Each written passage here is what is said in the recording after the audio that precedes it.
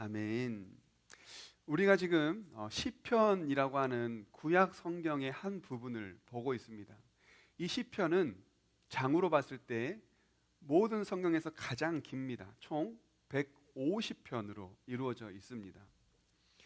그 150편 중 무려 73편, 73편을 다윗의 시편으로 구분합니다. 다윗의 내용, 다윗이 지었다라고 보는 거죠.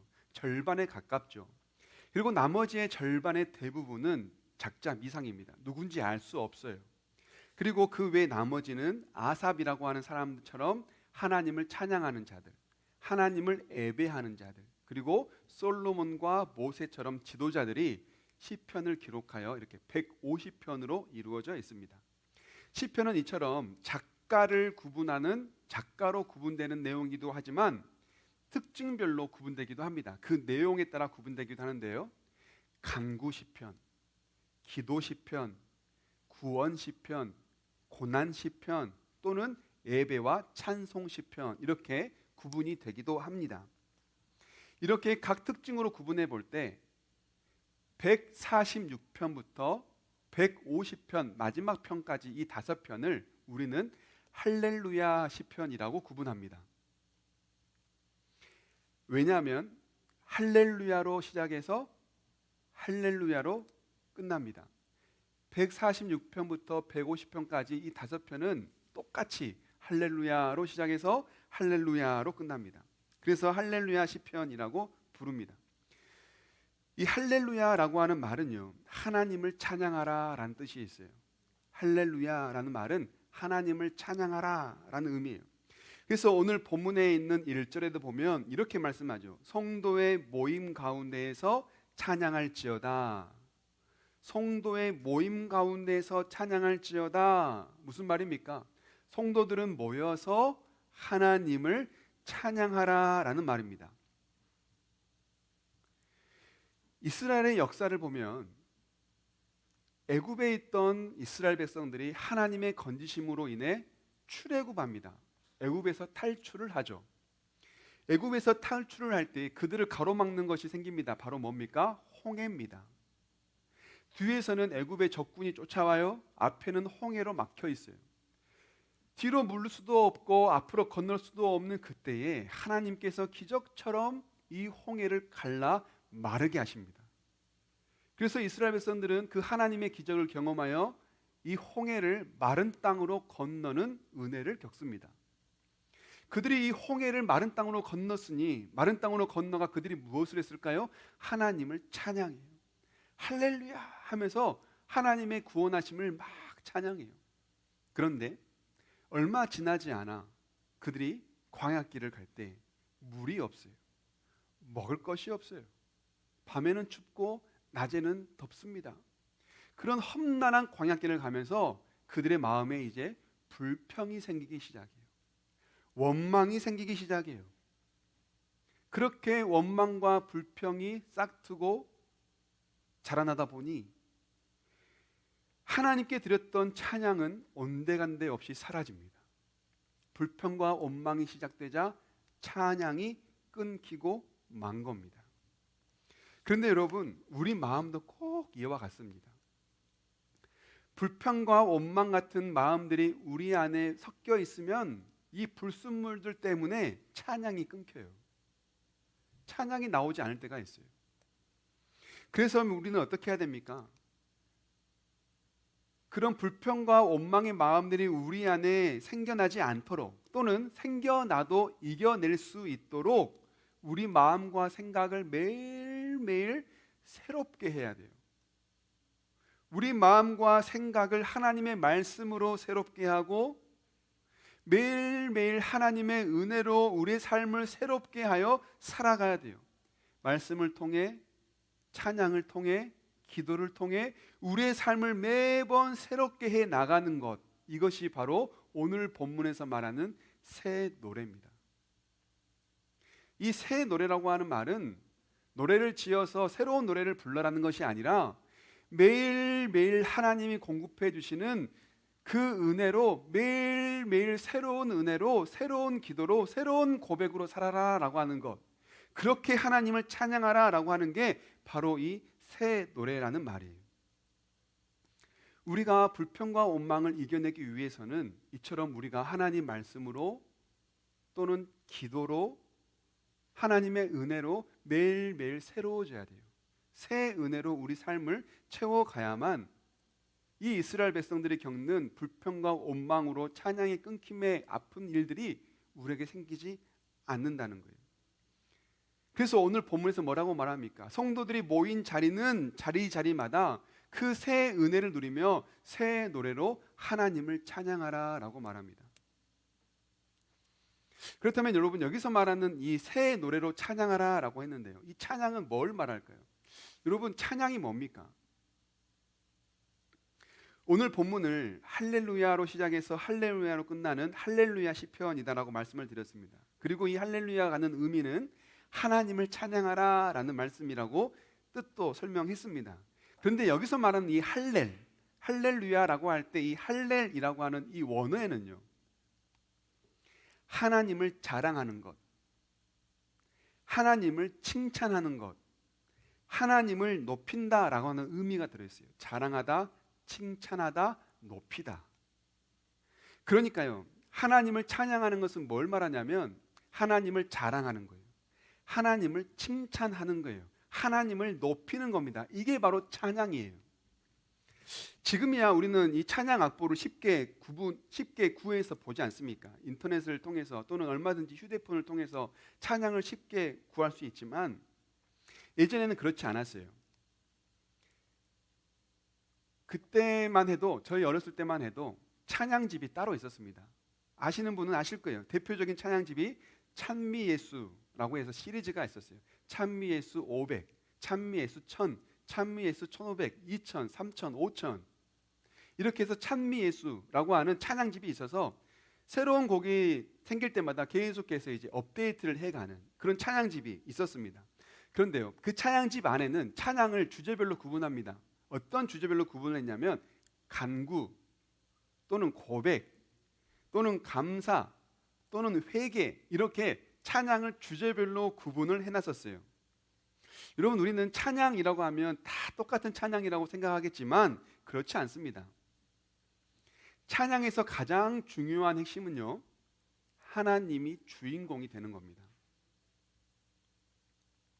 하나님이 행하신 일들이 찬양 가사 안에 들어가 있어야 돼요. 그것이 찬양이에요. 그런데 간구, 회개, 고백, 감사 이런 것들은요, 우리가 부르는 굉장히 주관적인 고백입니다. 그래서요, 이것들은 엄밀히 따지면 인간의 감정이 주로 드러나 있기 때문에 찬양이라고 분리되지 않고 고백송이라고 분리되어야 맞아요. 그런데 우리는 이런 구분 없이 그냥 CCM 하면 다 찬양이야 라고 생각하고 그런 걸 구분해내지 않고 그냥 막 부르잖아요. 하나님이 하신 일이 드러나고 하나님이 주인공 되는 가사들로 이루어진 곡이야말로 하나님을 높이고 하나님을 자랑하고 하나님을 증거내는 곡이기 때문에 그런 곡이 찬양으로 분류가 되는 겁니다. 그래서 오늘 본문에도 보면 지금 할렐루야 너희들은 모여서 하나님을 찬양하라 라고 해놓고 어떤 찬양을 해야 하는지 우리에게 설명을 해줍니다. 보실까요? 오늘 본문의 2절부터 4절입니다. 시작. 이스라엘아 창조주를 모시고 기뻐하여라. 시온의 주민아 너희의 임금님을 모시고 큰 소리로 즐거워하여라. 춤을 추면서 그 이름을 찬양하여라. 소구치고 수금을 타면서 노래하여라. 주님께서 당신의 백성을 보시고 기뻐하신다. 눌림받는 약한 사람에게 승리의 영광을 안겨주신다. 아멘. 여기에 있는 내용 단어들만 잘 봐도요, 어떤 하나님을 찬양하라고 하는지 우리에게 분명히 가르쳐 줍니다. 뭡니까? 창조주 하나님을 찬양하라. 임금 되신 하나님을 찬양하라. 그 이름, 하나님의 이름을 찬양하라. 우리를 보고 기뻐하시는 하나님을 찬양하라. 눌림받은 약한 자를 건지신 하나님, 승리하게 하신 하나님을 찬양하라 라고 우리에게 말씀하고 있지 않아요? 이처럼 찬양의 내용은 하나님이 주인 되는 일이에요. 하나님이 드러나고 하나님이 영광받는 일들을 고백하는 것이 바로 이렇게 찬양이라고 우리는 말할 수 있는 겁니다. 그러니 여러분, 찬양은요, 내 감정을 호소하는 게 아닙니다. 찬양은 무아지경으로 드려지는 게 아니에요. 찬양은 분명하게 하나님이 행하신 일들로 말미암아 증거되고 고백되고, 그 증거와 고백으로 하나님을 높이고 하나님을 자랑하는 것, 하나님을 칭찬하는 것만이 우리는 찬양이라고 말할 수 있는 겁니다. 여러분, 우리가 새 노래로 하나님을 찬양할 수 있기를 원합니다. 매일매일 우리 삶 속에서 하나님의 구원을 경험하기 원합니다. 매일매일 우리 삶 속에서 우리를 사랑하시는 그 하나님의 사랑과 은혜를 경험하기를 원합니다. 그것을 경험함으로 말씀을 통하여 그것이 충만해짐으로 말미암아 우리는 새 노래, 새 찬양을 할 수 있게 되는 거예요.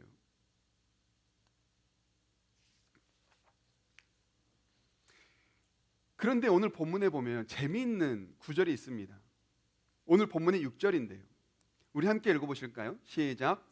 성도들의 입에는 하나님께 드릴 찬양이 가득하고 그 손에는 두 날을 가진 칼이 들려 있어. 아멘. 입으로는 하나님을 찬양하는데 손에는 두 날을 가진 칼이 들려 있다라고 말합니다. 마치 찬양을 하면서 칼춤을 추는 것 같아요. 굉장히 오싹한 모습이지 않습니까? 여러분, 혹시 칼과 검의 차이를 아세요?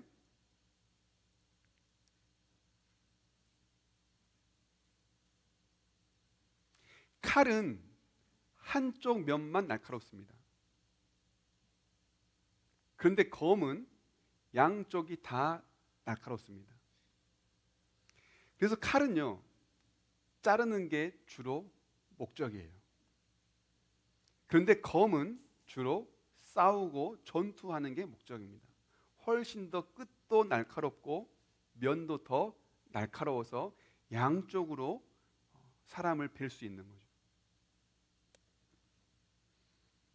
그런데 이 무서운 칼, 두 날이 다 날카로운 이 칼을 손에 들고 있다고 하는데, 이 칼이 주는 의미가 뭘까요?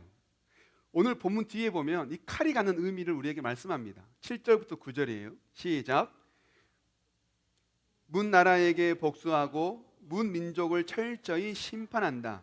그들의 왕들을 족쇄로 채우고 고관들을 쇠사슬로 묶어서 기록된 판결문대로 처형할 것이니 이 영광은 모든 성도들의 것이다. 할렐루야. 아멘. 그렇습니다. 오늘 본문 6절 앞에 있는 1절부터 5절까지는 구원하신 하나님, 그 하나님의 은혜를 찬양했다면 6절을 기준으로 해서 7절부터 9절까지는 구원, 정의를 행하신, 원수를 무찌르신 하나님을 찬양하고 있는 거예요. 그래서 이 칼은요, 정의를 행하시는 하나님의 도구로 표현됩니다. 심판, 처형, 모든 죄악들을, 모든 하나님의 원수들을 이 칼로서 정의롭게 처형을 한다는 겁니다. 하나님의 정의를 드러내는 도구로 쓰시겠다는 거죠. 여호수아에 보면 가나안 정복 전쟁이 있습니다. 구약 성경의 여호수아에서에 보면 가나안 정복 전쟁이 들려 있어요. 우리는 이 여호수아를 보면서, 아니 하나님은 용서의 하나님이 아니신가?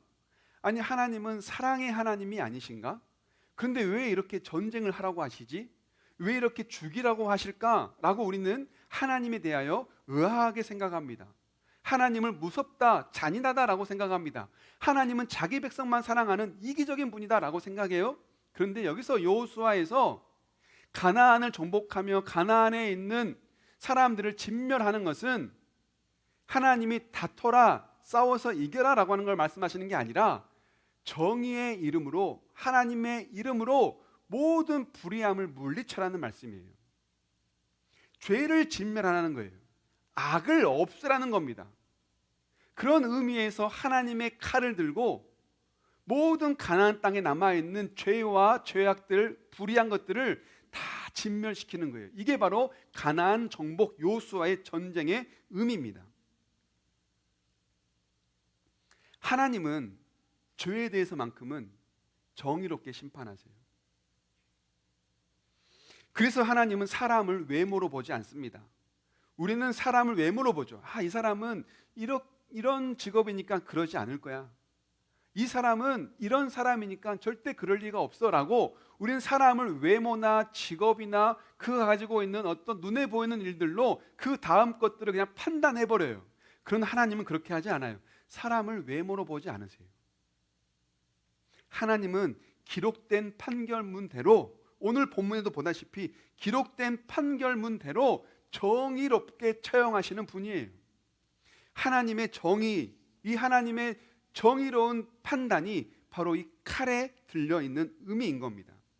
그리하여 원수로부터 괴로워하고 씨름하는 자기의 백성들을 그 정의의 칼로, 정의의 이름으로, 하나님의 이름으로 그들에게 영광을 주신다라고 말씀을 하고 있는 겁니다. 그러니 그 하나님을 찬양하라. 죄와 원수로부터 정의의 이름으로 너희를 건지신, 정의롭게 너희를 구원하신 그 하나님의 정의로움을 찬양하라라고 고백을 하고 있는 거죠. 여러분, 성도의 손에 칼이 들려있다 해서 우리가 오해하지 말 것이 한 가지 있습니다. 하나님은 우리에게 원수를 갚으라고 말씀하시는 게 아닙니다. 칼이 성도의 손에 들려있다고 해서 원수를 갚아도 된다라고 말씀하시는 게 절대 아니에요. 우리는 그러면 원수를 어떻게 해야 될까요? 이 원수를 하나님이 정의롭게 갚으실 것을 믿고 하나님께 나아가는 거예요.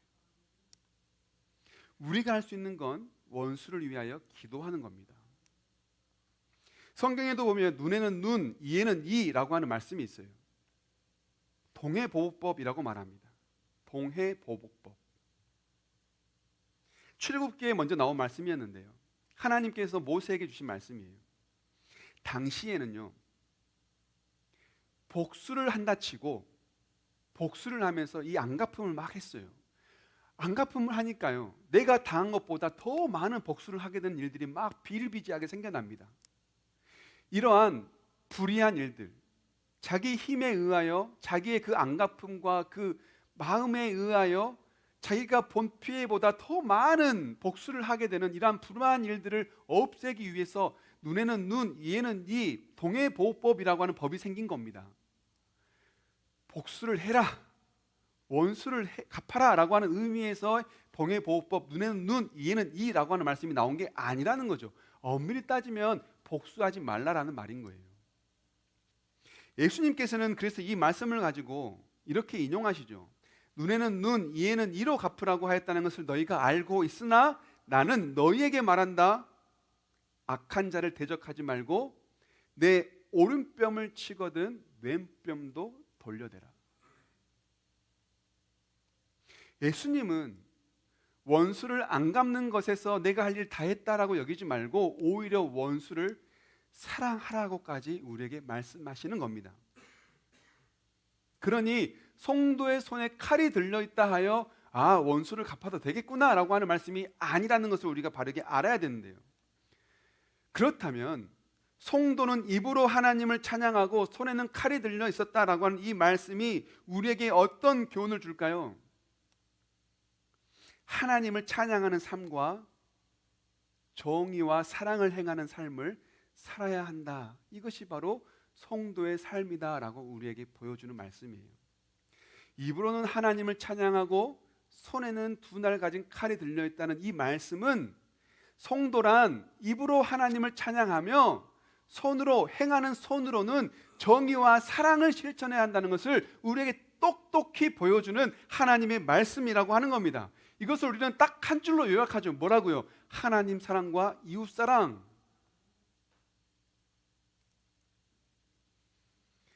정의로운 하나님처럼 정의롭게 너희가 살아라는 겁니다. 하나님을 찬양한다면 그 입술에서 뿐만 아니라 손으로도 정의와 사랑을 행하라는 거예요. 그게 바로 성도의 삶이라는 걸 우리에게 보여주는 겁니다. 여러분, 정의가 뭡니까? 정의를 행한다는 건 뭘 말합니까? 불의를 거절하고 옳음을 선택하는 게 정의입니다. 불의를 과감하게 거절하고 옳다는 걸 선택하는 것, 그것이 소수일지라도, 내게 피해가 있을지라도, 내게 큰 이득이 없을지라도 정의를 선택하는 것, 옳음을 선택하는 것 정의예요.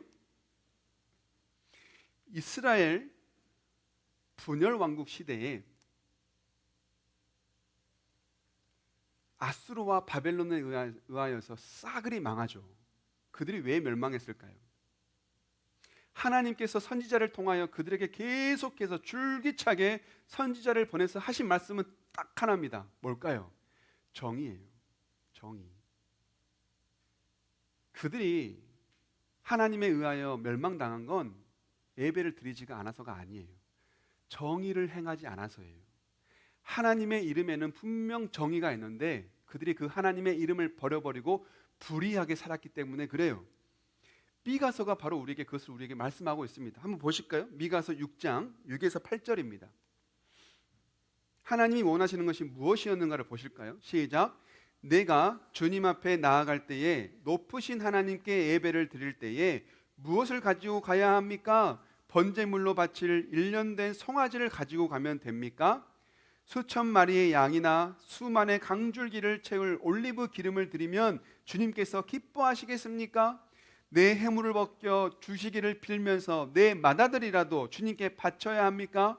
내가 지은 죄를 용서하여 주시기를 빌면서 이 몸의 열매를 주님께 바쳐야 합니까? 하나님이 이제 말씀하세요. 시작. 너 사람아, 무엇이 착한 일인지를 주님께서 이미 말씀하셨다. 주님께서 너에게 요구하는 것이 무엇인지도 이미 말씀하셨다. 오로지 공의를 실천하며 인자를 사랑하며 겸손히 내 하나님과 함께 행하는 것이 아니냐. 아멘. 하나님은 이미 말씀하셨어요. 내가 너에게 받기를 원하는 게 뭔지, 너희가 나에게 드렸으면 하는 게 뭔지 이미 말씀하셨어요. 말하지 않은 게 아닙니다. 수도 없이 말씀하셨어요. 뭡니까? 공의를 실천하며 인자한 성품을 사랑하여 사람을 대할 때 인자하게 대하는 것, 공의와 인자한 삶으로 사는 것, 이게 바로 하나님께서 우리에게 가장 원하시는 거였어요. 그런데 이스라엘 백성들은 어리석게도 하나님 뭘 드릴까요? 기름을 드릴까요? 곡식을 빻아 드릴까요? 내 몸을 드릴까요? 아니면 맏아들이라도 드릴까요? 송아지를 드릴까요? 하면서 자꾸 하나님께 어떤 제물을 드려야 하나님 받으시지만 헛다리만 짚으며 신앙생활을 하는 거예요.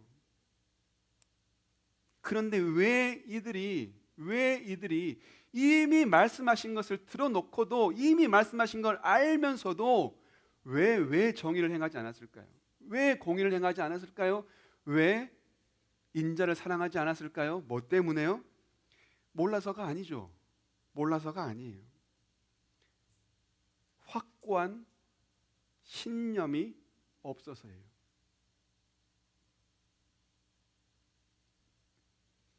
하나님에 대한 믿음이 없어서예요. 무슨 말일까요? 이스라엘 백성이 제물을 드리겠다는데요, 믿음이 없다니요? 그 믿음을 가진 지가 너무나 오래돼서 그래요. 오래된 믿음에 멈춰 있기 때문에 그래요. 오래된 믿음에 멈춰 있으니 신념이 흔들리는 겁니다. 믿음이 흔들리는 거예요. 오늘의 말씀처럼 매일매일 새 노래를 부르며 하나님을 찬양해야 하는데 오래된 믿음에 갇혀 있기 때문에 그래요. 새 노래가 없으니, 은혜가 없으니 말씀대로 살지를 못하는 겁니다. 여러분, 구원은요, 한 번 받았다고 끝나는 거 아닙니다. 구원은 여정입니다. 이 땅에 사는 동안 계속해서 이루어가는 거예요. 우리는 어렸을 때 이런 오해를 많이 했어요. 믿음으로 구원받는다. 맞죠? 믿음으로 구원받죠. 그래서 우리에게 했던 질문이 뭐냐면, 너 구원받았어? 이 질문이었거든요. 그때 내가 글쎄요, 받은 것도 같고 안 받은 것도 같고 하잖아요. 넌 믿음이 없구만. 넌 구원 못 받겠어. 우린 이래서요, 자꾸 믿음을 내가 구원 받냐 못 받냐 이걸 믿냐 안 믿냐는 것으로 착각하며 살았어요. 여러분, 믿음으로 구원받지만 믿음 전에 뭐가 있어야 돼요? 제가 주구장창 말하잖아요. 은혜가 있어야 됩니다. 내가 구원받냐 못 받냐를 믿는 게 믿음 아니에요, 여러분. 그것은요, 그때그때 달라집니다.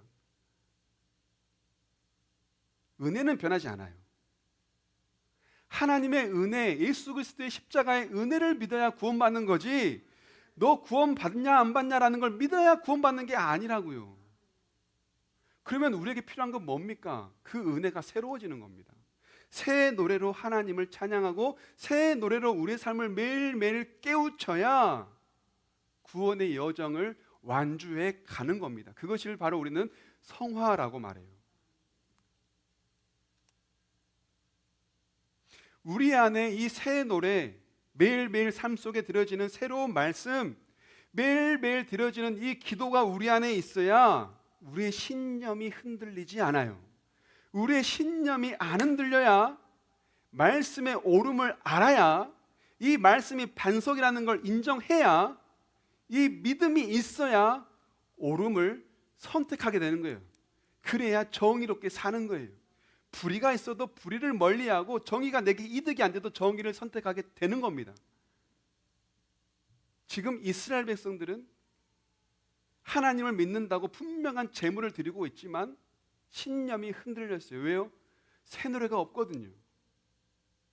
종교 생활만 하거든요. 제물은 드리거든요. 때가 되면 절기 때마다 제사를 드리기 위해 오거든요.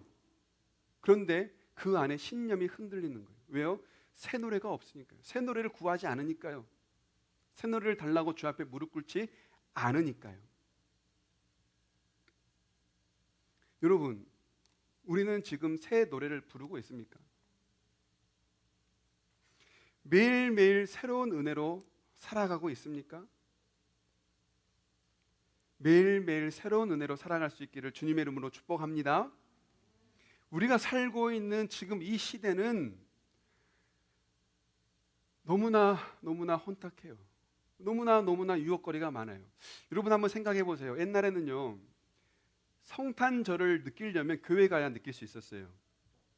그래서 저 와이프랑 얼마 전에 이야기를 했는데, 나 어렸을 때만 해도 성탄절에는 믿지 않는 사람들도 많이 왔었는데, 근데 오늘날은 믿는 사람들도 성탄절에 안 오더라.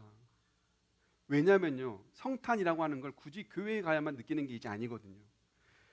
백화점 가면 더 화려하거든요. 세상 속에 가면 성탄보다 교회보다 더 화려한 게 많거든요. 굳이 교회 가야만 성탄을 느끼는 시대가 이제 아니에요. 이처럼 우리는 본질이 자꾸 뒤로 밀려가요. 그렇게 우리는 혼탁하고 혼잡하고 우리를 유혹하는 시대 속에 우리는 지금 그렇게 살아가고 있어요. 이런 시대에 우리가 흔들리지 않기 위해 옳음을 선택하기 위해 우리에게 필요한 건 뭐다? 새 노래다. 매일매일 우리의 삶을 새로운 은혜로 채워가는 거다라는 걸 말씀하고 있는 겁니다. 말씀을 맺으면서 찬양하고 싶습니다. 찬양 가운데 이런 찬양이 있습니다. 우리가 지금 다윗의 시편을 이야기했는데요. 다윗의 시편 중인 시편 19편 14절에 보면 이런 찬양이 있어요. 내 입술의 말과 나의 마음의 묵상이 주께 연락되기 원합니다. 내 입술의 말과 나의 마음의 묵상이 주께 연락되기를 원합니다. 무엇을 말하냐면, 나의 입술의 말과 내 마음의 묵상은 이때 당시 다윗의 기도를 말합니다. 다윗이 기도를 드리는 거예요. 하나님, 이 기도가 하나님께 드려지기를 원한다는 것, 이게 바로 내 입술의 말과 마음의 묵상이 연락되기를 원합니다 라고 하는 다윗의 고백인데요, 그 다음 소절에 이래요. 내 반석, 나의 구원자, 나의 노래할 이유, 주님 눈에 축복되기 원합니다. 내 반석, 나의 구원자, 나의 노래할 이유. 다윗이 지금 하나님 앞에 기도하며 하나님을 찬양한 이유가 뭐라는 겁니까? 하나님이 나의 구원자, 하나님이 나의 반석이기 때문에 그렇다라고 하는 거예요. 여러분, 하나님은 우리에게 어떤 분입니까? 우리의 반석입니다. 우리의 구원자입니다. 우리가 이 하나님을 찬양하기 원해요. 언제요? 매일매일. 매일매일 구원자 하나님을 만나고 매일매일 반석 되신 하나님을 버팀목 삼아 힘을 내어 살 수 있기를 원해요. 그래서 우리 모든 성도님들의 삶이 하나님을 찾을 때, 하나님을 부르짖을 때에 하나님께서 만나주시고 새로운 은혜를 주시고 새로운 구원을 주셔서 매일매일의 삶이 새 노래로 충만하게 채워주실 것을 믿습니다. 아멘. 우리 주신 말씀 생각하시며 우리 주 앞에 이 찬양의 고백 드리며 나아갑시다.